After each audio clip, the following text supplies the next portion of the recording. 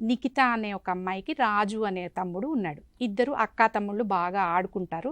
అయితే నిఖితకి వాళ్ళ ఫ్రెండ్ ఒక గిఫ్ట్ ఇచ్చింది. ఒక మంచి గ్లాసు కప్పుని గిఫ్ట్గా ఇచ్చింది. ఇస్తే తను చాలా భద్రంగా వాళ్ళ ఫ్రెండ్స్, మీకు కూడా మీ ఫ్రెండ్స్ ఇస్తే చాలా ఇష్టంగా దాన్ని చాలా జాగ్రత్తగా దాచుకుంటారు కదా, అలా చాలా జాగ్రత్తగా దాచిపెట్టుకుంది. తను ఏదో బయట ఆడుతూ ఉంటే రాజు వెళ్ళి అటు సర్దటంలో ఇటు సర్దటంలో ఆ కప్పుని కింద పడేశాడు. నిఖితకి చాలా ఇష్టమైన వాళ్ళ క్లోజ్ ఫ్రెండ్ ఇచ్చిన గిఫ్ట్ పగలగొట్టేశాడు రాజు. పగలగొట్టగానే వెంటనే చాలా కోపం వచ్చింది. మా ఫ్రెండ్ ఇచ్చిన కప్పు పగలగొడతావా నువ్వు అనుకుంటూ వెంటనే చాలా సీరియస్గా కొట్టడానికి వెళ్ళాలన్నంత కోపం వచ్చేసింది. అలా వాళ్ళ స్కూల్లో టీచర్ ఆ రోజు కోపం గురించి చెప్పింది అనమాట. అది వెంటనే గుర్తొచ్చింది.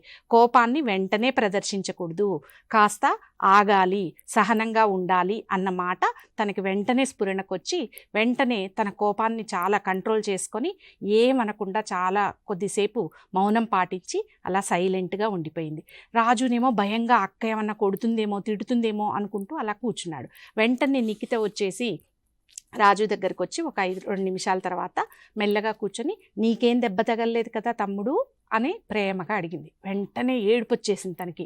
అంటే అక్క నన్ను తిడుతుందేమో అనుకున్నా, అక్కకి ఇష్టమైన వస్తువు పగలగొట్టానే, అయ్యో సారీ అక్క, ఇంకోసారి ఎప్పుడు ఇలా చేయను అని చెప్పి రాజు అన్నాడు. అంటే ఏమర్థమైంది మనకి, ఒక్క నిమిషం సహనంగా ఉండటం వల్ల వాళ్ళిద్దరి బాండింగ్, ఈసారి అక్కకి ఇష్టమైన వస్తువులు ఏవి కూడా చాలా జాగ్రత్తగా చూసుకోవాలి అని రాజు అనుకున్నాడు. నిఖిత కూడా అయ్యో తమ్ముడు చేసింది పొరపాటు, పోనీలే అని సహనంగా కోపాన్ని ప్రదర్శించకుండా ఉండటం వల్ల వాళ్ళిద్దరి మధ్య బాండింగ్ అనేది చక్కగా పెరిగింది. అంటే ఒక చిన్న ఎగ్జాంపుల్, మీ లైఫ్లో కూడా ఇలా చాలా సిచ్యువేషన్స్ జరుగుతూ ఉంటాయి.